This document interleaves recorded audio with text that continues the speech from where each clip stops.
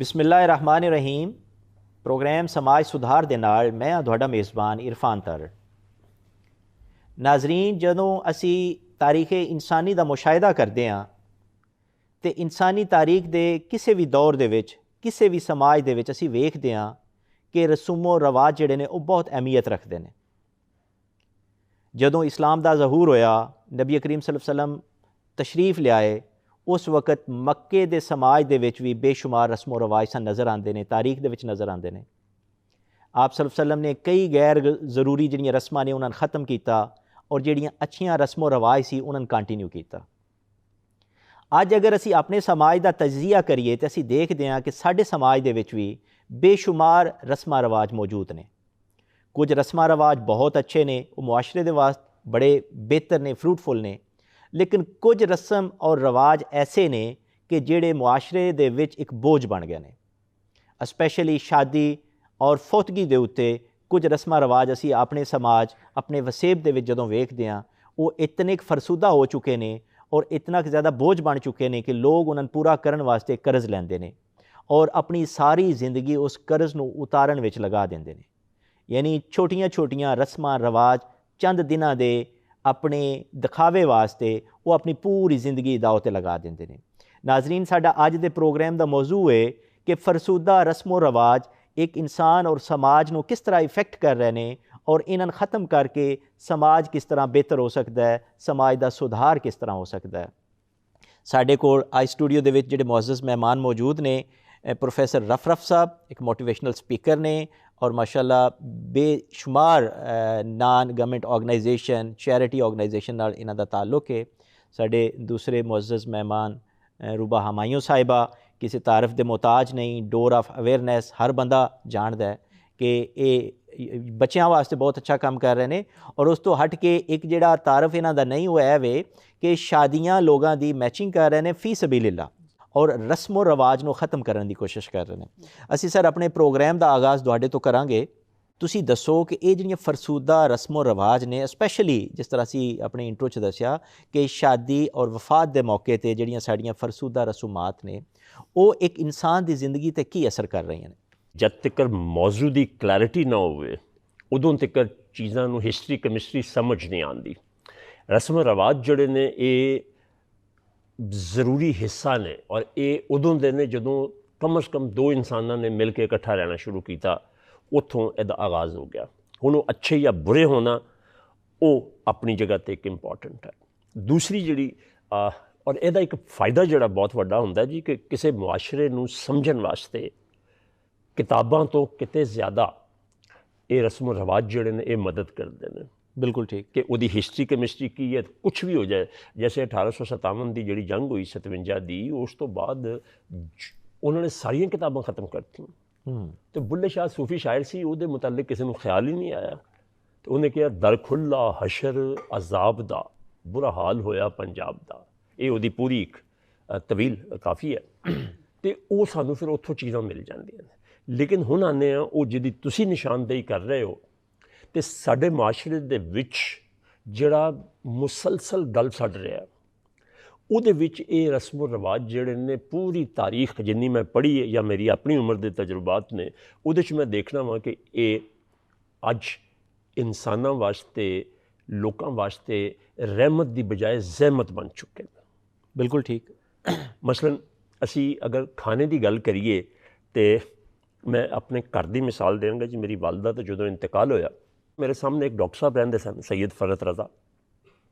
उन्होंने मैं इनवाइट किया तो हुण सुनो ज़रा कि रस्मो रिवाज नूं तुसीं बुरे रस्मो रिवाज नूं डिस्करेज किस तरह कर सकते हो। सर यह बड़ी कमाल रेसिपी उन्हें दी है और मैं पिछले 40 साल तो उन्होंने लोगों तक पहुँचा रहा।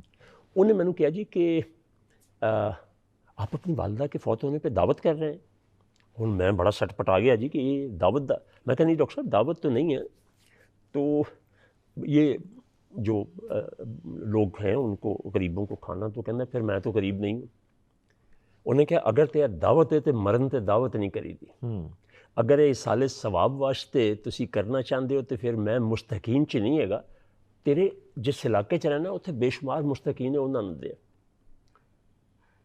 उस चीज़ तो फिर मैं बहुत सारिया ऐसिया चीज़ां ਕਰਨੀਆਂ ਸ਼ੁਰੂ ਕਰਤੀਆਂ ਔਰ ਆਪਣੀਆਂ ਪਬਲਿਕ ਸਪੀਕਿੰਗਸ ਦੇ ਵਿੱਚ, ਆਪਣੀਆਂ ਕਲਾਸਿਸ ਦੇ ਵਿੱਚ, ਕਿ ਅਸੀਂ ਇਹਨਾਂ ਦਾ ਮੁਸਬਤ ਇਸਤੇਮਾਲ ਤੇ ਕਰੀਏ, ਮੰਨਫੀ ਇਸਤੇਮਾਲ ਤੋਂ ਬਚੀਏ।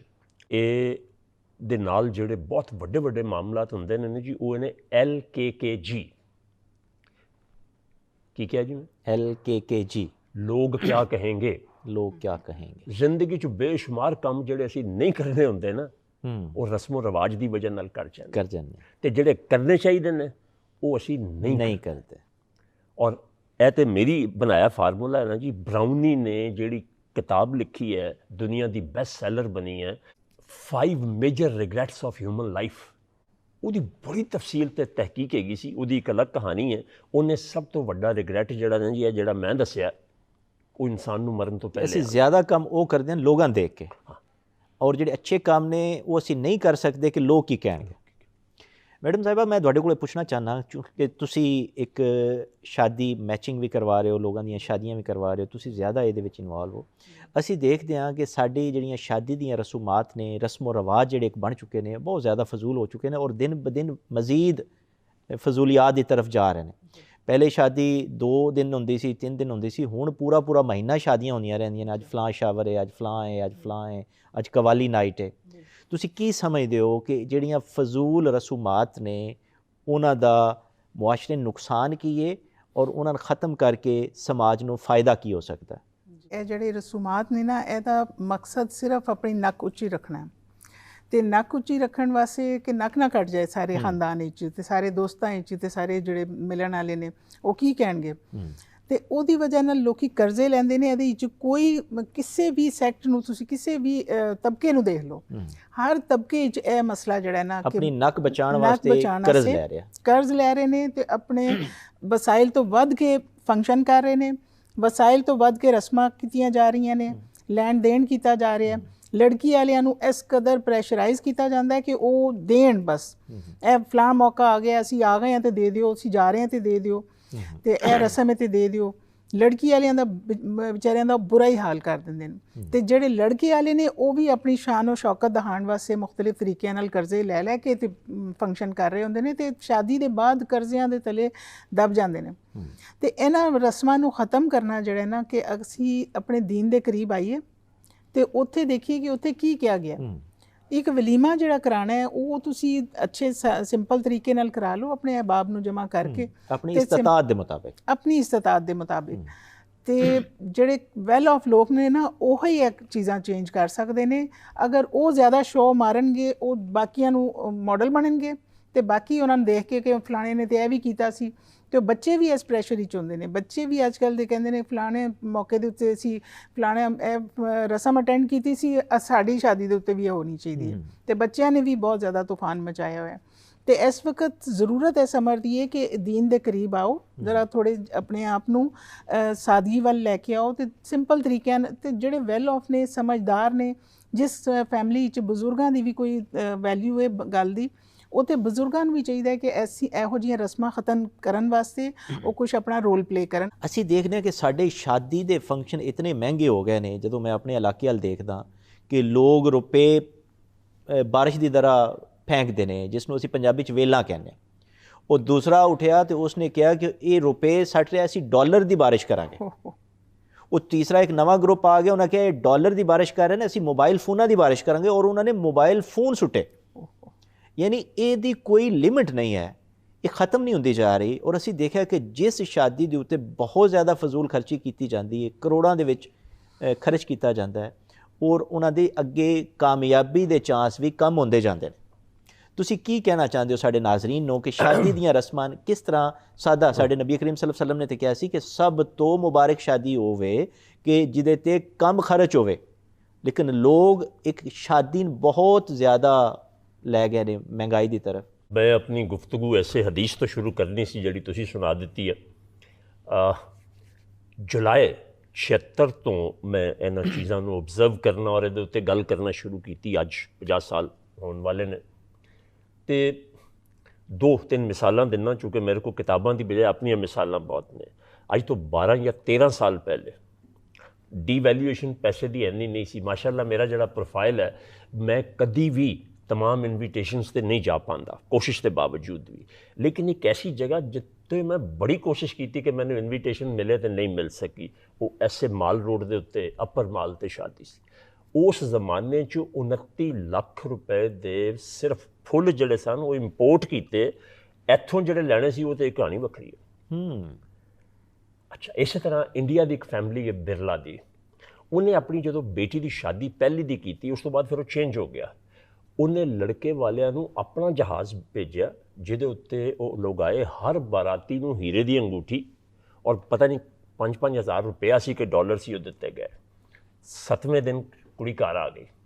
तो जिहदे च जिन्ने ज़्यादा ये चीज़ां तुसीं बिल्कुल सही किया इन्वॉल्व होंदियां ने ना, तो उन्हां दे रिजल्ट्स फिर पता की है उहदे च शो ऑफ इन्ना आ जाता है कि एक्सपैक्टेशंस भी बहुत वध जांदियां ने। हुण उहदे च वो एक फैक्टर हुंदा सर कि उहदे च ना जितना तसन्नो और बनावट के बगैर चीज़ां होणगियां उन्ना ही असल चेहरा सामने आएगा। इस सिलसिले दे विच जिहड़ी बड़ी खास गल कहण लगा शादी ब्याह के हवाले नाल, असीं सारे दा सारा कुछ लै जाने आ परसनैलिटी ते दिखावे नूं कहंदे ने ना, पैकिंग नूं। अंदर प्रोडक्ट होर होंदी। हुणी रूबा ने जिहड़ी गल कही, मेरी एक स्टूडेंट की बेबसी की हालत लाओ, उदों मैं खुद शादीशुदा नहीं सी, बहुत पुरानी गल है। उस लड़की के 4 दुल्हे बदले गए एक दिन दे विच, और उन्होंने फिर मैं भी तय किया कि यार बेचारी जी है ना, तो उस वेले वो टैलीफोन पर वाइफ को जिन्होंने नाल शादी होनी सी उन्होंने मैं इतला ही नहीं कर सकिया कि मैं वो तेरे नाल मंगनी तोड़ के तो काम करन लगा। जिस लड़के नाल उहदी शादी, वो लड़का नहीं, वो कम से कम 15 साल उहदे तो वड्डा सी। तो मैं एज ए टीचर जितना लोगों के नाल गुरबत रखी है ना, मैंने अपना फैमिली मैंबर समझते सन।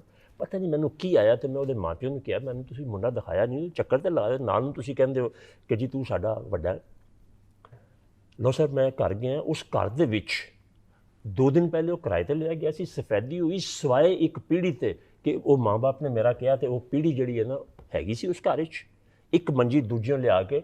मैं उन्होंने कहा यार कि ये बाकी चीज़ें क्या, आपकी फैमिली कहाँ है? तो उस सामान कहना जी सामान कल आ ही जाना। उस तो बाद मैं कोई गल नहीं की, मैं वो माँ प्यो ने इशारा किया कि चलिए। मैं उन्होंने कहा तुसीं इन्ने समझदार हो कि तुहानूं यह भी नहीं पता लग रहा, ठीक है धीआं सिट्टी दियां नहीं होंदियां, विआही दियां होंदियां ने, तो तुसीं ये करदे की पे हो? जिहड़ा मुंडे वाले कहंदे ने जी बस जिन्हें धी देती उन्हें सब कुछ दे दिता, तो नाले जे कुछ देना भी है तो अपनी धी नहीं देना। तो सर एक इशारा हुंदा, क्योंकि यह मेरा एक खास सबजैक्ट है कि रिश्ते नाते तलाश किवें करो, तय किवें करो, तो उन्होंने निभाओ किस तरह। मैडम साहिबा, जिस तरह प्रोफैसर साहब कह रहे सन कि असी सोशल मीडिया ते अगे पिछे गवर्नमेंट ने बकायदा कैंपेन चलाई कि जहेज़ एक लानत है। ਜਦੋਂ ਅਸੀਂ 10 ਲੋਕ ਬੈਠਦੇ ਹਾਂ, ਅਸੀਂ ਆਪਸ 'ਚੋਂ ਗੱਪ ਲਗਾਉਂਦੇ ਹਾਂ, ਹਰ ਬੰਦਾ ਕਹਿੰਦਾ ਜਹੇਜ਼ ਲਾਨਤ ਹੈ। 100 ਬੰਦੇ ਕੋਲ ਪੁੱਛ ਲਓ ਕਿ ਜਹੇਜ਼ ਲਾਨਤ ਹੈ, ਉਹ ਕਹਿੰਦੇ ਨੇ ਲਾਨਤ ਹੈ। ਲੇਕਿਨ ਜਦੋਂ ਆਪਣੇ ਤੇ ਗੱਲ ਆਉਂਦੀ ਹੈ ਤੇ ਕੋਈ ਵੀ ਨਹੀਂ ਬਾਜ਼ ਆਉਂਦਾ, ਹਰ ਬੰਦਾ ਆਪਣੀ ਬੇਟੀ ਨੂੰ ਜਹੇਜ਼ ਦਿੰਦਾ ਹੈ। ਅਸੀਂ ਦੇਖਦੇ ਹਾਂ ਕਿ ਸਾਡੇ ਸਮਾਜ ਦੇ ਵਿੱਚ ਬੇਸ਼ੁਮਾਰ ਗਰੀਬ ਬੱਚੀਆਂ ਨੇ ਜਿਹੜੀਆਂ ਜਹੇਜ਼ ਅਫੋਰਡ ਨਹੀਂ ਕਰਦੀਆਂ, ਜਿਸ ਦੀ ਵਜ੍ਹਾ ਤੋਂ ਉਹਨਾਂ ਦੀ ਸ਼ਾਦੀ ਨਹੀਂ ਹੋ ਰਹੀ। ਤੁਸੀਂ ਕੀ ਸਮਝਦੇ ਹੋ ਕਿ ਇਸ ਲਾਨਤ ਤੋਂ ਕਿਸ ਤਰ੍ਹਾਂ ਛੁਟਕਾਰਾ ਪਾਇਆ ਜਾ ਸਕਦਾ ਹੈ? देखो, तब्दीली हमेशा वो बंदा लिया सकता है जिहड़ा अपर हैंड विच है। जिहड़ा बंदा बेटी वाला है वो तो अगर कहेगा कि जहेज़ लानत है तो वो कहेंगे कि ये देना नहीं चाहता। लड़के वाले ही तब्दीली लिया सकते हैं, या जो जरा अफोर्डिंग जिहड़ी फैमिलीज़ ने जो वो इहो जे इकदाम करदियां ने तो वो तब्दीली लैके आंदियां ने। इस वक्त मुआशरे की सोच है हो चुकी है कि शादी कुछ इस तरह बिजनेस डील कर रहे होंगे, जिस तरह इसे वजह नाल तुसीं देखिया होएगा तलाक की रेशो कितनी ज़्यादा हो चुकी है। तो इस वक्त बहुत ज़्यादा ज़रूरत है कि असी अपने दीन के करीब होइए तो समझिए कि साडा दीन की साडे कोलों चाहता है। अरब दे विच जिस तरह असी कल्चर नूं देखने आ, उत्थे ते लड़का जिहड़ा है वो सारा समान तैयार करदा सी फैमिली दा।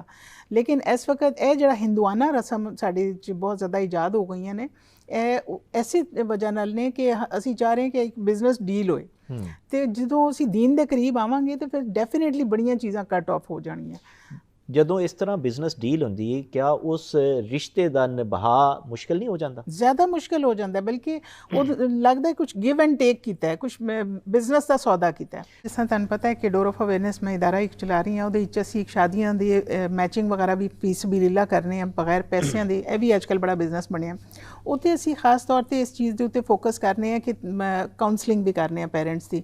ਅਕਸਰ ਵਿਚਾਰੇ ਸੈਕਿੰਡ ਮੈਰਿਜ ਦੇ ਆਉਂਦੇ ਨੇ ਤਾਂ ਉਹ ਦੱਸਦੇ ਨੇ ਕਿ ਇਹ ਸਾਡੇ ਨਾਲ ਹੋਇਆ, तो असी फिर उन्होंने दसने कि यह वजह विच ਕਿ ਤੁਸੀਂ ਮਟੀਰੀਅਲ ਦੇ ਉੱਤੇ ਸ਼ਾਦੀ ਕੀਤੀ ਸੀ ਤੇ ਇਸੇ ਵਜ੍ਹਾ ਨਾਲ ਬ੍ਰੇਕਅਪ ਹੋ ਗਿਆ, ਹੁਣ ਇਹਨਾਂ ਚੀਜ਼ਾਂ ਤੋਂ ਬਾਹਰ ਆ ਜਾਓ। ਤੇ ਫਿਰ ਉਸ ਤੋਂ ਬਾਅਦ ਉਹ ਸਮਝਦਾਰੀ ਦਾ ਸਬੂਤ ਦਿੰਦੇ ਹੋਇਆ ਇਹਨਾਂ ਚੀਜ਼ਾਂ ਤੋਂ ਬਾਹਰ ਆਉਂਦੇ ਨੇ ਤੇ ਕਾਮਯਾਬ ਰਿਸ਼ਤੇ ਜਿਹੜੇ ਨੇ ਉਹ ਫਿਰ ਤੈਅ ਪਾਉਂਦੇ ਨੇ।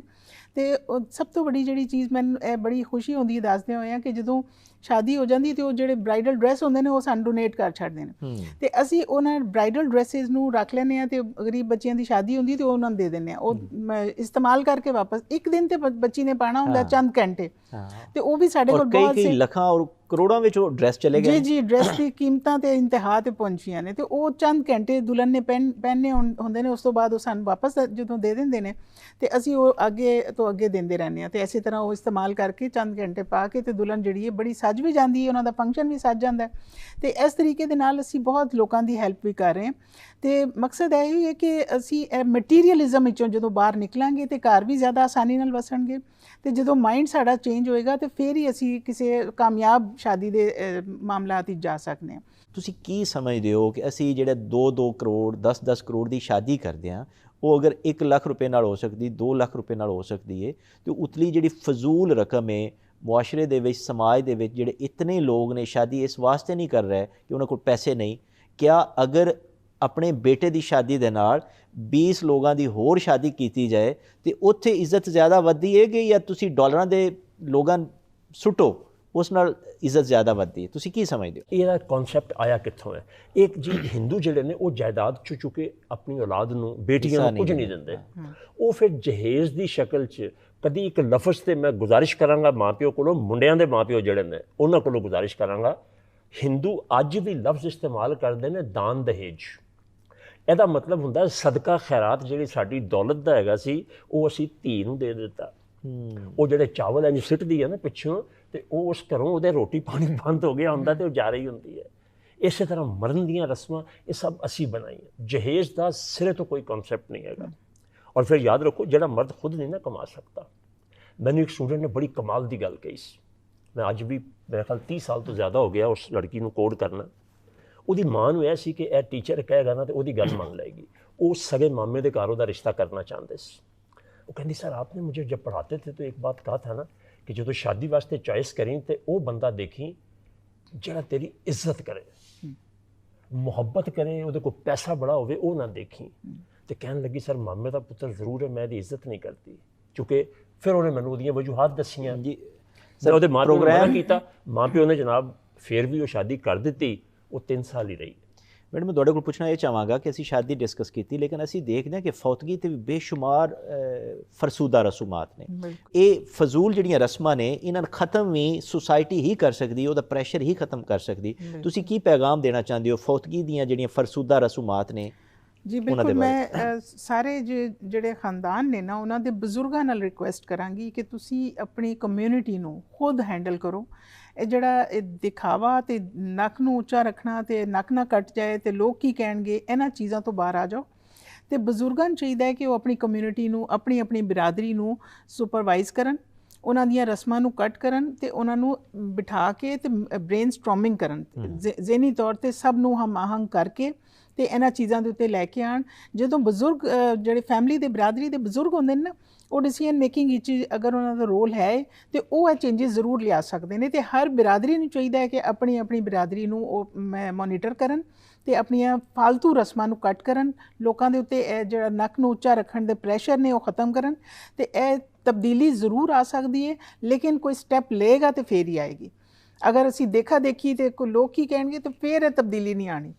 ਪ੍ਰੋਫੈਸਰ ਸਾਹਿਬ ਤੁਸੀਂ ਵੀ ਇਹਦੇ 'ਤੇ ਆਪਣੀ ਬਹਿਸ ਕਰੋ ਕਿ ਜਿਹੜੇ ਸਾਡੇ ਪਿੰਡਾਂ ਦੇ ਵਿੱਚ ਸਪੈਸ਼ਲੀ ਬਲਕਿ ਸ਼ਹਿਰਾਂ ਦੇ ਵਿੱਚ ਵੀ ਮੈਂ ਦੇਖਿਆ ਕਿ ਬਹੁਤ ਜ਼ਿਆਦਾ ਫਜ਼ੂਲ ਰਸੂਮਾਤ ਨੇ ਫੌਤਗੀ ਦੇ ਉੱਤੇ, ਕਿ ਜਿਸ ਤਰ੍ਹਾਂ ਤੁਸੀਂ ਕਹਿ ਰਹੇ ਹੋ ਕਿ ਫੌਤਗੀ 'ਤੇ ਦਾਵਤਾਂ ਦਿੱਤੀਆਂ ਜਾ ਰਹੀਆਂ ਹੁੰਦੀਆਂ ਨੇ, ਫਰੂਟ ਖਿਲਾਇਆ ਜਾ ਰਿਹਾ ਹੁੰਦਾ ਲੋਕਾਂ ਨੂੰ। ਕਿਸ ਤਰ੍ਹਾਂ ਇਸ ਨੂੰ ਖ਼ਤਮ ਕੀਤਾ ਜਾ ਸਕਦਾ, ਦੱਸੋ ਸਾਡੇ ਨਾਜ਼ਰੀਨ ਨੂੰ। ਤੁਸੀਂ ਇਹ ਨਹੀਂ ਦੇਖਿਆ ਹੋਣਾ ਜ਼ਿੰਦਗੀ 'ਚ ਕਿ ਬਾਜਾ ਅੱਗੇ ਜਿਹੜੀ ਹੈ ਨਾ ਮਈਅਤ ਹੈ, ਪਿੱਛੇ ਬਾਜਾ ਵੱਜ ਰਿਹਾ ਔਰ ਪੈਸੇ ਸਿੱਟੇ ਜਾ ਰਹੇ ਨੇ। ਐਸੇ ਲਾਹੌਰ ਸ਼ਹਿਰ 'ਚ ਮੈਂ ਉਹ ਜ਼ਮਾਨਾ ਵੀ ਦੇਖਿਆ ਹੋਇਆ।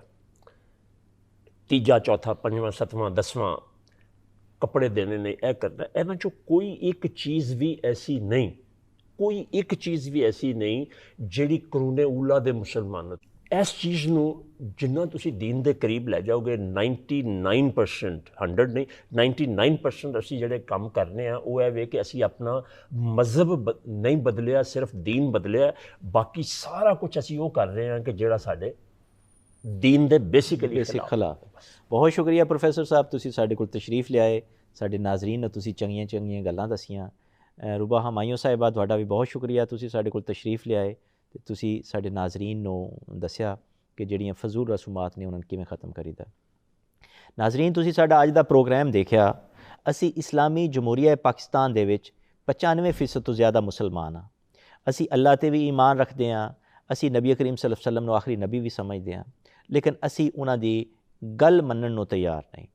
ਗੈਰ ਇਸਲਾਮੀ ਰਸਮਾਂ ਔਰ ਰਿਵਾਜ ਅਸੀਂ ਆਪਣੇ ਮੁਆਸ਼ਰੇ ਦੇ ਵਿੱਚ ਇਤਨੇ ਕਿ ਜ਼ਿਆਦਾ ਕਰ ਦਿੱਤੇ ਨੇ ਕਿ ਜਿਨ੍ਹਾਂ ਨੇ ਇੱਕ ਆਮ ਇਨਸਾਨ ਦੀ ਜ਼ਿੰਦਗੀ ਨੂੰ ਬਹੁਤ ਮੁਸ਼ਕਿਲ ਦੇ ਵਿੱਚ ਤਾਰੀ ਕਰ ਦਿੱਤਾ, ਉਹਨਾਂ 'ਤੇ ਮੁਸ਼ਕਿਲ ਲੈ ਕੇ ਆ ਗਏ ਨੇ।